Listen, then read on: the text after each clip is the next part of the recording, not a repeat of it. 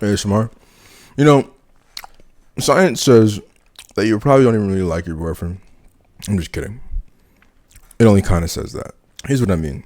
So, attraction, who you think you're attracted to, who you think your type is probably not even like your actual type or attraction. Oftentimes, it's just built on familiarity.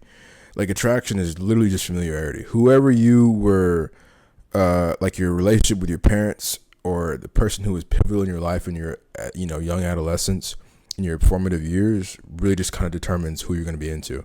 If it wasn't good, then, or even if you interpret it as this person's personality is how they show love, even if it wasn't great love, you will then project that onto what love looks like moving forward.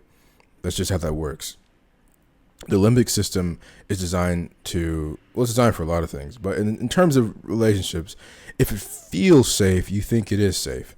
The brain can't really determine the difference between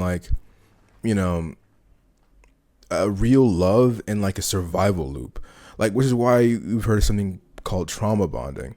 That's really just what that is in full effect. Your brain is like, yeah, I think this is love because I have standing emotions in this one direction that I've sort of put it all into over the course of time. And what else could it be, Yeah, it could be a lot of things. So the chemistry of that is this. Your dopamine reward system, your dopaminergic system kicks on in the build-up, not even in the release of the results, which is why you have post-clarity when you do things that maybe were exciting but were not wise. It's the build-up that creates the dopamine surge.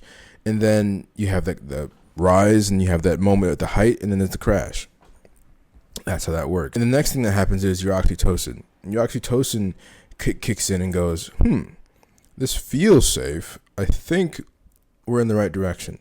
But all of the things that feel safe are just things you're familiar with, not necessarily things that are better for you or that are going to help you or that are the things you even really want. The things you really want are wrapped in different packages often, and you're looking for it in places that you often have looked before, and you're not finding it, and you go, you know what, it's like you look in the fridge to see if there's food in there, and then there isn't, and you go, you know what, I think I should look again in the fridge. Hey, it's not in there. Look elsewhere. For my guys, if you're looking for someone who, you're like, oh, I like her and this and that, and you keep going to knock on the same door of the same person, hoping they like you now, she probably doesn't. And even if she does, before, I could go on a rant about that. If you're a girl and you're like with some dude who doesn't care about you, what are you doing? There's a lot of definitions for how love is shown. Doesn't mean it doesn't care. There's so many nuances to this. I don't want to fall into that bag of wax. I'm making up terms. I don't know what a bag of wax is.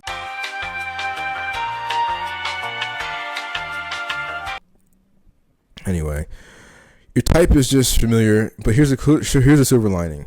You can rewire your brain to not necessarily change what your type is in the moment, but it's more about rewiring the aspects that made you attracted to them in the first place, and then having a different type later.